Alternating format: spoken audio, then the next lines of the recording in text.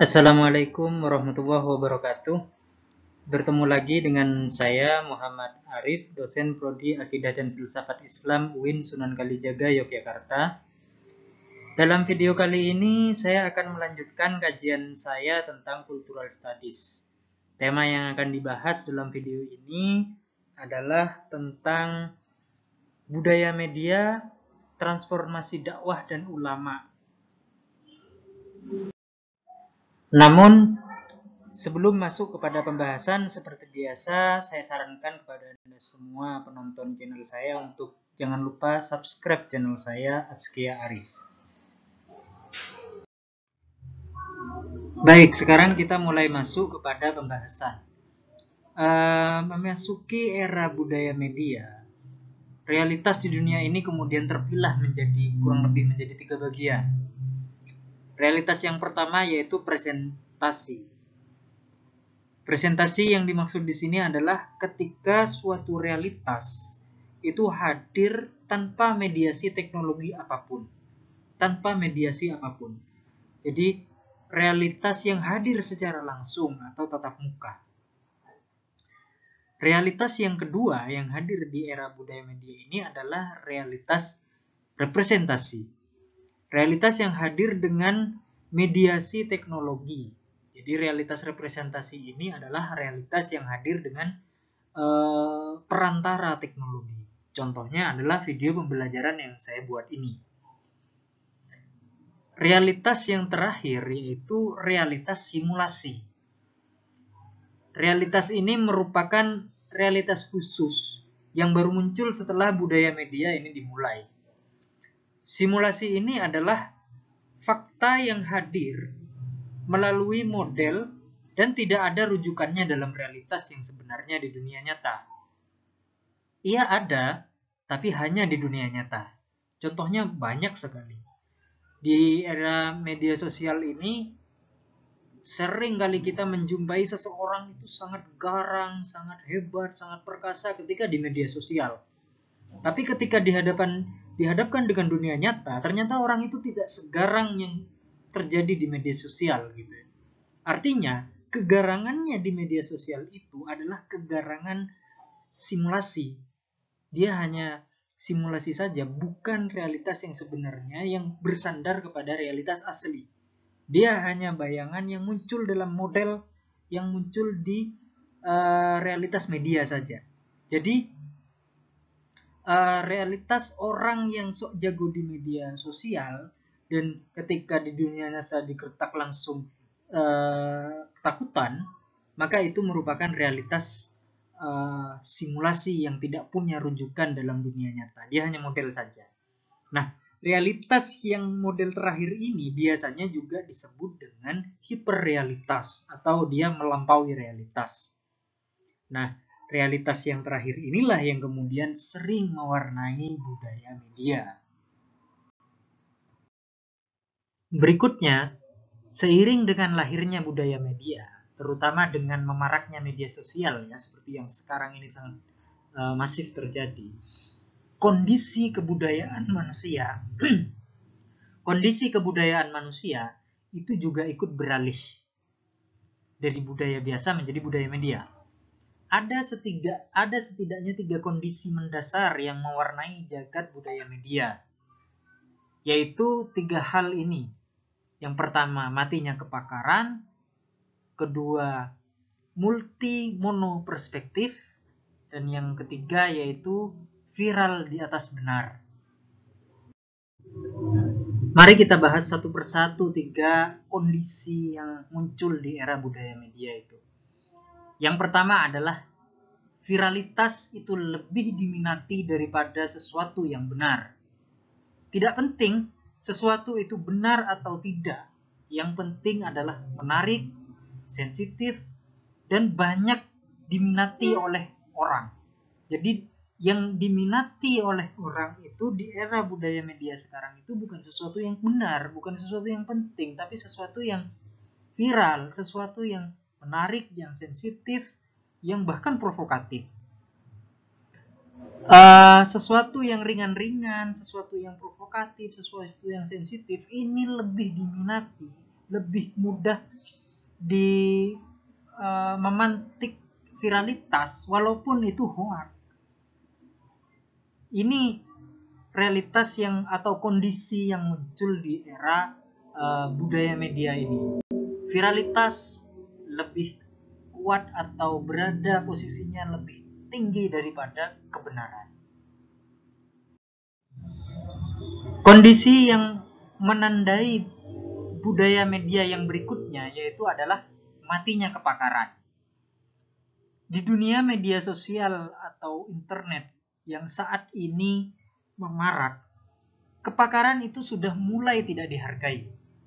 Perkataan seorang pakar agama misalkan, dengan seseorang yang sudah belajar atau seorang pakar agama yang sudah belajar agama sangat lama, sangat serius, sangat mendalam, itu akan kalah dengan seorang yang baru belajar agama, tapi perkataan-perkataannya itu menyentuh sensitivitas dan provokatif.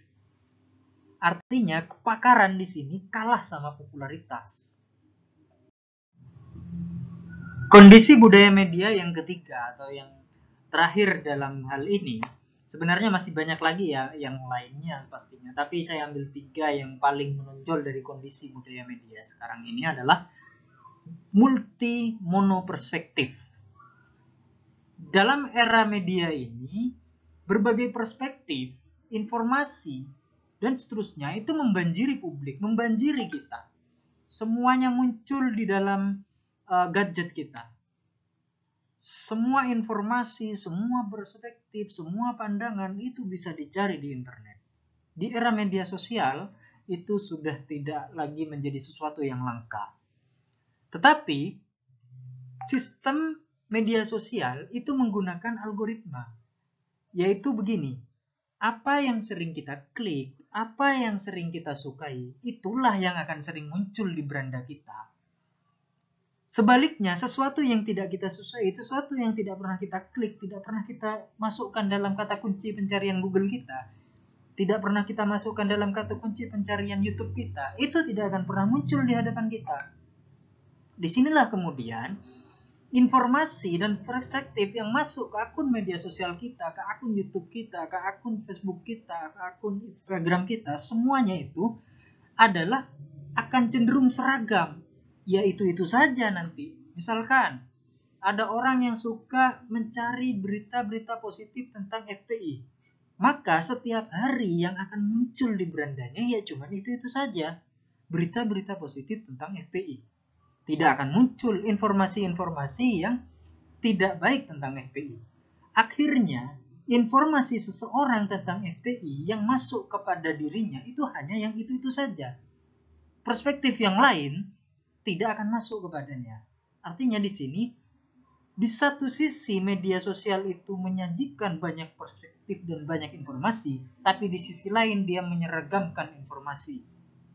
Inilah realitas yang saya sebut sebagai multi monoperspektif yang menjadi salah satu kondisi dalam budaya media saat ini. 3 kondisi budaya media sebagaimana sudah saya jelaskan tadi, pada akhirnya memberikan pengaruh tersendiri terhadap dakwah Islam di era budaya media ini. Dakwah Islam di era budaya media ini pun ikut bertransformasi mengikuti realitas kondisi budaya media. Di era budaya media ini, dakwah Islam muncul dengan banyak wajah. Sejauh saya amati, setidaknya ada 3 wajah dalam dakwah Islam di era budaya media ini. Yang pertama adalah yang modelnya serius dan mendalam. Ini biasanya dilakukan dengan bentuk pengajian kitab kuning atau kajian serius tentang Islam secara online. Kebanyakan mereka menyajikan dakwah secara serius dan mendalam. Mereka membahas kata demi kata yang tertulis di dalam kitab kuning atau di dalam buku. Mereka berikan terjemahan, mereka kemudian memberikan penjelasan. Durasi dakwah model yang seperti ini biasanya panjang-panjang dan serius. Peminatnya pun biasanya khusus. Tapi tentu saja dengan kondisi sebagaimana saya jelaskan tadi di era budaya media ini, biasanya model dakwah Islam yang seperti ini akan sepi peminat karena memang tidak akan mudah viral. Model dakwah Islam yang kedua yaitu model yang receh dan banal. Orang-orang yang aktif dalam dakwah Islam yang receh dan banal ini biasanya mereka larut secara penuh terhadap tradisi nalar receh dan banal yang ada di dalam media sosial. Durasinya biasanya pendek-pendek. Isu yang dibahas hanya isu-isu sensitif, bahkan kadang provokatif. Hoax juga bisa masuk menjadi kontennya. Yang diincar dari model dakwah seperti ini biasanya hanya viralitas saja. Yang penting banyak ditonton orang. Tidak masalah meskipun tidak mengandung konten keilmuan Islam yang serius. Bagi mereka seperti itu. Yang penting viral, yang penting banyak yang menonton. Ini model dakwah Islam yang kedua, yaitu receh dan banal. Model dakwah Islam yang ketiga adalah model dakwah kolaborasi. Mereka biasanya yang menggunakan model dakwah kolaborasi ini biasanya mengintegrasikan tradisi nalar receh dan banal media sosial dengan tradisi nalar kritis keilmuan Islam. Tak seperti dua model dakwah yang sebelumnya, dakwah Islam kolaborasi ini bergerak aktif di ruang antara. Ia mempertahankan tradisi nalar kritis dengan kedalamannya, sembari tetap menyadari bahwa di tengah mereka sedang berdakwah di media sosial, mereka juga harus melihat kondisi media sosial yang menghargai sesuatu yang receh dan banal. Jadi mereka kolaborasikan itu. Mereka ada di tengah-tengah. Nah, ini dakwah model yang ketiga yang muncul di era budaya media. Jadi ada 3 ya tadi, yaitu model yang serius, model yang receh, dan model yang kolaborasi. Berikutnya, seiring dengan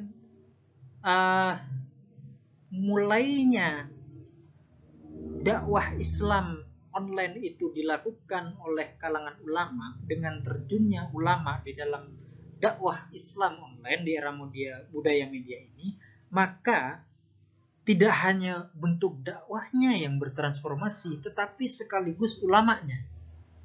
Ulama yang semula hanya seorang pemimpin keagamaan, kemudian juga merangkap sebagai seorang pemimpin opini publik. Ulama kemudian berubah menjadi pengguna Facebook untuk membujuk dan mempengaruhi pengguna Facebook lainnya. Ulama kemudian berubah menjadi pengguna Twitter, pengguna IG, pengguna YouTube untuk membujuk dan mempengaruhi para pengguna IG, YouTube, dan media sosial lainnya.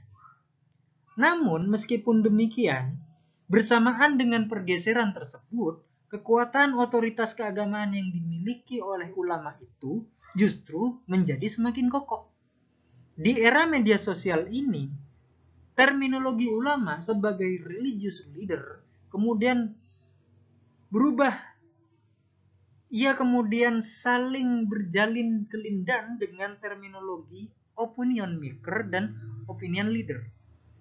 Dengan demikian, pada era media baru ini, definisi ulama kemudian berganti. Dari yang semula sebagai pemimpin atau pemegang otoritas keagamaan, berubah menjadi seseorang pemimpin agama yang sekaligus merangkap sebagai opinion maker, opinion leader. Kira-kira itu yang bisa saya sampaikan untuk video kali ini.